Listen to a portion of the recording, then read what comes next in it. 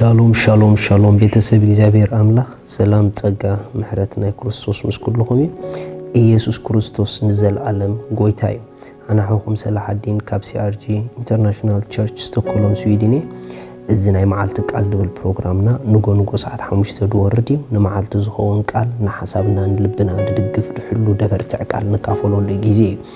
ሎም ድማ ነዚ መዓልቲ ዝኸውን ናይ መዓልቲ ቃል ክንካፈል ኢና لوم نكافلو قال فقري بزي مرجع عركنت جن بمرجع زبليو فقر بزي مرجع عركنت جن بمرجع بزح غيزي نزي ነገር አብትናይ ክርስትና ጉዕዞና ስለና ሓዋውሶ ብዙሕ ነገር የምጸልና ይብህወትና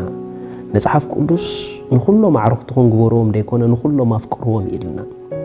ንኹሉ ሰብ ከነ ፍቅር ናይ እግዚአብሔር ትእዛዝ እዩ ፍቅር ምንም ምርጫ አይድሌካን እዩ ንዝጸልአካ ይኹን ንዘፍቅረካ ይኹን በታ አውሽተኻ ዘላ ናይ አምላኽ ፍቅሪ ከተፍቅር ከተሐቆፍ ናይ እግዚአብሔር ፍቃድ ምክንያቱ አባና ዘላ ፍቅሪ አብ ልብና ዝፈሰሰት ፍቅሪ እታ በመንፈሱና ውሽጥና ዘፍሰሳ ፍቅሪ ናይ አምላኽ ፍቅሪ ስለድኾነት በዛ ፍቅሪ እዚኣ ድማ ንኹሉ ኸነ ፍቅር ዓቅመለና ምክንያቱ አምላኻዊት ፍቅሪ ስለዝኾነት ስለዚህ መጽሐፍ ቅዱስ ስለ ፍቅሪ ክዛረብ ከሎ ንዝጸልኡና نزمرقو نزرقمنا نزمرقونا نخلهم بمعركة نفكرهم نا እግዚአብሔር فقاري نخل سبا فكرو سلازبل مالتيو عركنت جن بمرجاي مالت አዕሩክትና ንገብሮም ማሐዙትና ንገብሮም አብ ህይወት መካይድና ንገብሮም አብ ራእይና መጓዓስትና ንገብሮም ግን ብምርጫ እዩ ምክንያቱ አብ ህይወት ኩሉ ሰብ ምሳኻ ኸይድ አይከለኒ ኩሉ ሰብ መካይድ ክኾን አይከለኒ ኩሉ ሰብ ማሐዙት ክኾን አይከለኒ ኩሉ ሰብ አዕሩክትኻ ክኾን አይከለኒ አዝዮም ናባኻ ጥብቅ ኢሎም ስለኻ ድፈልጡ አዝዮም ናባኻ ጥብቅ ኢሎም ምሳኻ ድጓዓዙ አዝዮም ናባኻ ጥብቅ ኢሎም ካልእ ብሩሕ ቁዳይ ፈልጦ ንሶም ድፈልጦ ጉዳያትካ ክህሉ ኢልካ እትኸፍተሎም ሰባት ግን አዚኻ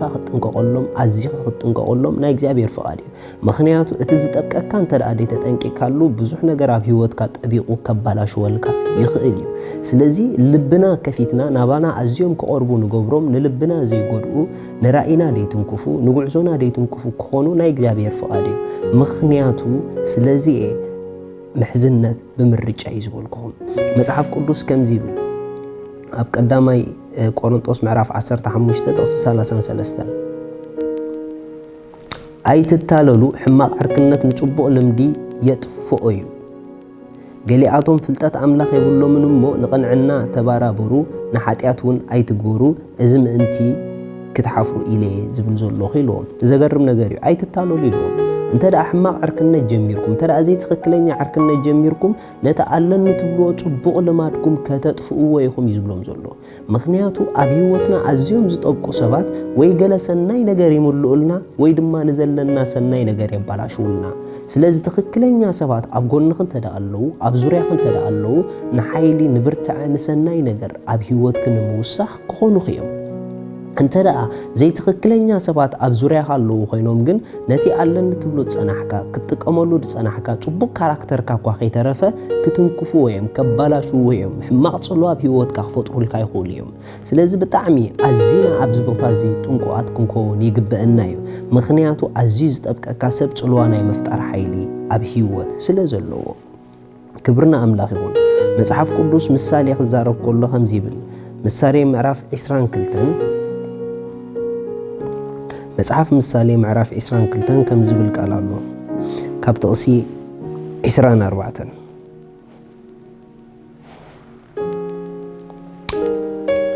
ንመገዱ ምእንቲ ከይትመሃር እሞ ንነፍስኻ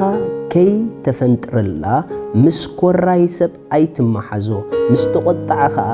ኣይትኸይድ ዋው ሪኹም ምስ ትኸዶ ሰብ ስመገዱ ትመሃሮ ይኻይሉ መጽሐፍ ቅዱስ ዝገርም እዩ ስለዚ ምስ ትኸዶ ሰብ ትክክለኛ ሰብ ንህይወትካ እንድሕር ዘይኮይኑ ጌጋ ዝኾነ መንገዱን ክምህረካ ጌጋ ዝኾነ ዘራርባ ከርኤካ ጌጋ ዝኾነ ተሓሳስባ ከርኤካ ጌጋ ዝኾነ ናይ ህይወት ጎደና ከተሕዘካ ይኽእል እዩ ዳስ ዋይ መጽሐፍ ቅዱስ ምስ ትኸዶ ሰብ ተጠንቀቕ ኢሉ ንምንታይ ምክንያቱ መንገዱ ትመሃሮ ይኻ ስለዚ ኣብ ህይወት ምስኦም ትኸድዎም ሰባት ኣዝይኹም ክትፈልጥዎም ኣዝይኹም ከተለልይዎም ማለት ካብ ህይወቶም ትመሃርዎ ሰናይ ነገር ክህልወኩም ፍቃድ እግዚአብሔር እዩ እንተዳ ምሳኹም ከይዶም ዘይረብሑኩም ኮይኖም ወይ ድማ ደይ ትረብሕዎም እንድሕር ኮንኩም ወይ ድማ ደይ ትሰማምዑ እንድሕር ኮንኩም ብሓንሳብ ክትከዱ ደይ ክትኽእሉ ክትኮኑ ትኽእሉ ኢኹም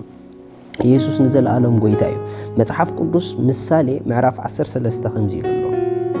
ጥቕሲ 20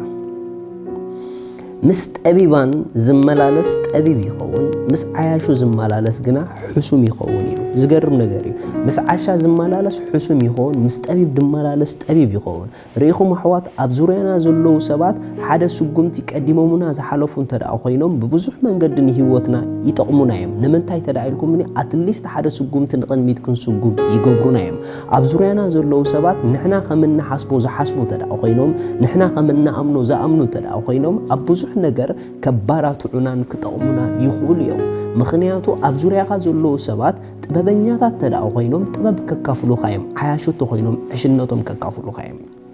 ስለዚ በኸመይ ዓይነት መንገዲ ኢና ሰባት ንመርጽ መን እዮም ኣብ ዙርያና ክህልው ዝግብኦም መን እዮም ቀረባ ኣዕሩኽትና መሓዙትና ክኾኑ ዝግብኦም ትኽክለኛ ሰባት ንዕርክነት ክንመርጾም ዝግብአና ንምሕዝነት ክንመርጾም ዝግብአና 5 ነጥቢ ክነግረኩም እየ ቀዳማይ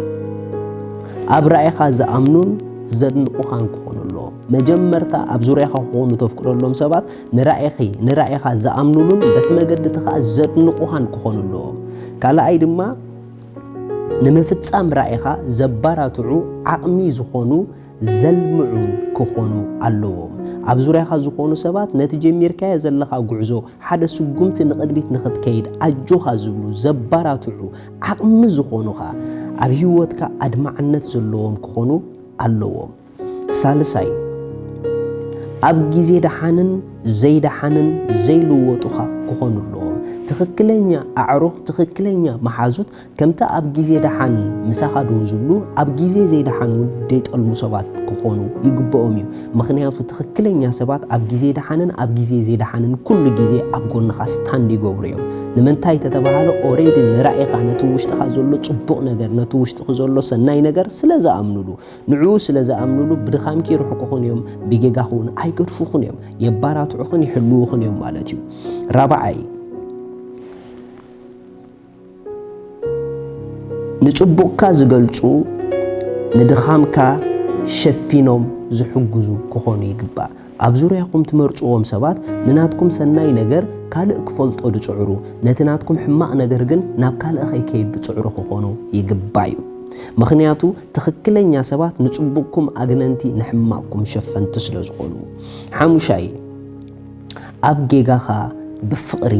ዝገንሑኻ ክኾኑ ይግባእ ርኢኹም ትኽክለኛ ሰባት ጌጋ ሪኦም ኣይድህሉኻን እዮም ጌጋ ጌርካ ኢሎም ኣይጠልሙኻን እዮም እንታይ እዮም ደኣ ዝገብሩ ንጌጋኻ ብፍቕሪ ዝእርሙን ዝገንሑን ክኾኑ ይግባእ እዩ እቶም ዘይትኽክለኛ ዝበሃሉ ሰባት ድማ ናቶም ነጥቢ ክበኩም እየ ዘይትኽክለኛ ሰብ ቀዳማይ ኣብ ራእይኹም ዘይኣምኑ ንፍጻመ ራእይኹም ድማ ተስፋ ዘቑርጹኹም ሰባት እንተ ደኣ ኮይኖም ካብ ዙርያኹም ኣርሕቕዎም ምኽንያቱ ንራእይኹም ዘይኣምኑ ናብ ራእይኹም ንኽትከዱ ድማ ዘየባራትዑ ተስፋ ዘቑርጹኹም ተኾይኖም ኣብ ጎንኹም ክህሉ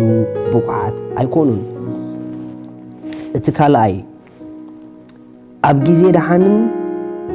ኣብ ግዜ ደሓን ቀዳሞት ኣብ ግዜ ዘይደሓን ግና ዳሕሮት እንተ ደኣ ኮይኖም ካብ ህይወትኩም እለይዎም ኣብ ግዜ ጽቡቕኩም ጥራሕ ዝጎዩ ኣብ ግዜ ሓገዝ ዘድልየኩም ድሕሪ ሰብ ድመጹኹም ተኾይኖም እለይዎም ካብ ከባቢኹም